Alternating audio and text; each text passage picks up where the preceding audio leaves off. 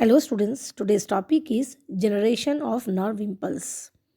Generation of nerve impulse in nerve fibers depend on the distribution of sodium ion and potassium ion in and out of the axonema. Again, distribution of sodium ion and potassium ion is controlled by protein channels like sodium and potassium channels and carrier protein like sodium potassium ATPase pump in the axonema.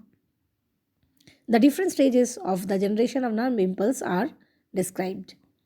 Like three stages are there: resting potential, action potential, and repolarization. So let's start with resting potential.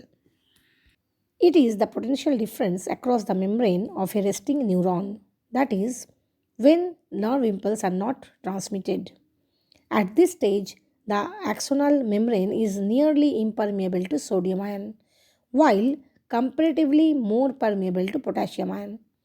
The membrane is also impermeable to negatively charged proteins present in the axoplasm. As a result, inside axoplasm there is a high concentration of potassium ion and negatively charged protein and a low concentration of sodium ion. During the resting condition, this potential difference across the axonal membrane is called resting membrane potential. This state of resting membrane potential is also known as polarized state. The average value of this resting membrane potential is minus 70 millivolt. The next stage is action potential. Now, when a nerve receives a stimulus, sequence of events occur. Due to the conduction of the impulse in a region, sodium channels of that region open. This causes an influx of the sodium inside axoplasm. This creates an increase in the positive charge in the axoplasm. Thus, the polarization across the membrane are found under resting condition is now reversed. The reversal of polarity is called depolarization. The potential difference across the membrane under this condition is called the action potential. Its value is plus 35 millivolt. After depolarization, sodium channels are closed. The wave of this reverse polarity of the depolarization move down an axon and it is called nerve impulse or spike. Third part is repolarization. What happens in repolarization?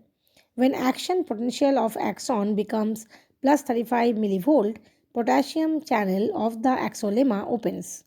Due to this reason, the potassium from the intracellular matrix moves out to extracellular fluid. As a result, electric potential reduces. Gradually, the positive charges in the extracellular fluid increases comparing to axoplasm. After some time, the concentration of potassium increases in the extracellular fluid so much that the potassium channel closes. At this time, sodium potassium ATPase pump opens. Through this pump, 3 sodium moves out from the axonema and 2 potassium moves inside axonema. In this way, after some time, concentration of the sodium and potassium ion becomes same as before as was in the resting condition on either side of the axonema. Thus, the nerve fiber again attain resting potential. So, this was all about the generation of nerve impulse in a nerve fiber. Hope you have understood the topic. Thanks for watching.